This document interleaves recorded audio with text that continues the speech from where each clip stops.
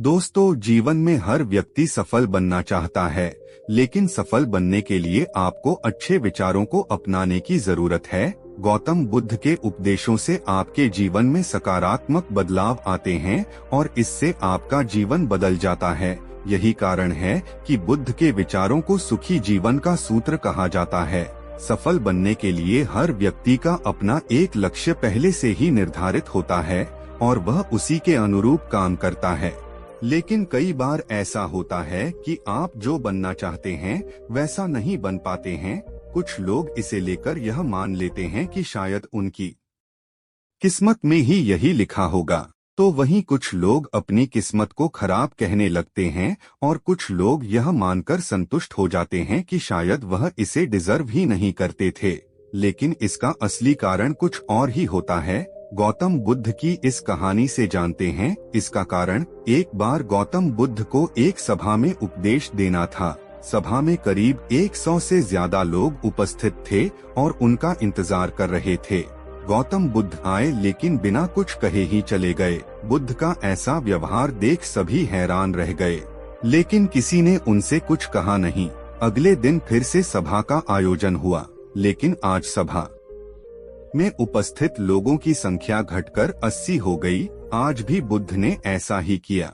वे सभा में आए लेकिन बिना कुछ बोले चले गए। आज भी लोग हैरान हुए, लेकिन बुद्ध से किसी ने कुछ कहा नहीं। अगले दिन फिर से सभा का आयोजन हुआ और लोगों की संख्या घटकर 50 हो गई। बुद्ध फिर से सभा में आए और बिना कुछ बोले ही चले गए। आज भी बुद्ध से किसी ने कोई प्रश्न नहीं किया।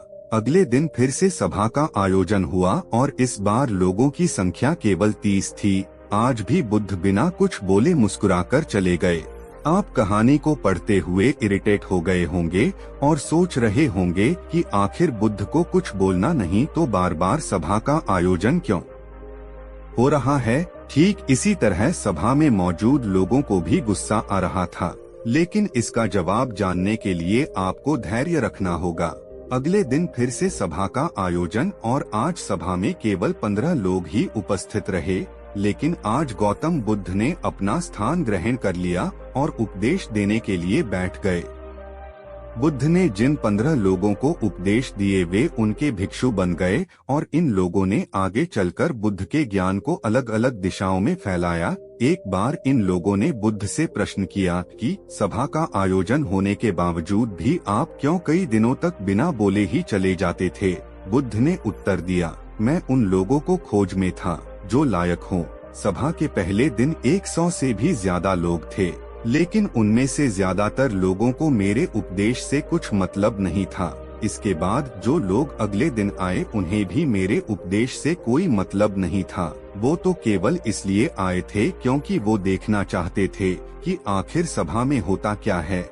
लेकिन मुझे ऐसे लोगों की तलाश थी जो मेरे ज्ञान को जनवरी से जनवरी तक पहुंचाए। मैं कई दिनों तक इसलिए बिना बोले चला गया क्योंकि मैं यह देखना चाहता था कि आखिर वो कौन लोग हैं जो सच में मेरे उपदेश को सुनना चाहते हैं और जिन्हें वास्तव में ज्ञान पाने की प्यास थी। ऐसे लोग ही रोज आए। गौतम बुद्ध ने कहा, जिनके भीतर धैर्य था उन्हें मुक्ति का मार्ग मिला और जो लोग जल्दबाजी में थे वो आज घर पर बैठे हुए हैं। बुद्ध कहते हैं कि जिन लोगों में धैर्य का गुण होता है वे जीवन में कुछ भी पा सकते हैं। फिर चाहे आपका लक्ष्य कुछ भी हो, बिना धैर्य के कोई भी सफलता के लक्ष्य तक नहीं पहुंच सकता। दोस्तों, उम्मीद करता हूं कि आज की वीडियो आपको पसंद आई होगी। अगर वीडियो अच्छी लगी तो मेरे चैनल को सब्सक्राइब करें। धन्यवाद। नमो बुद्धाय।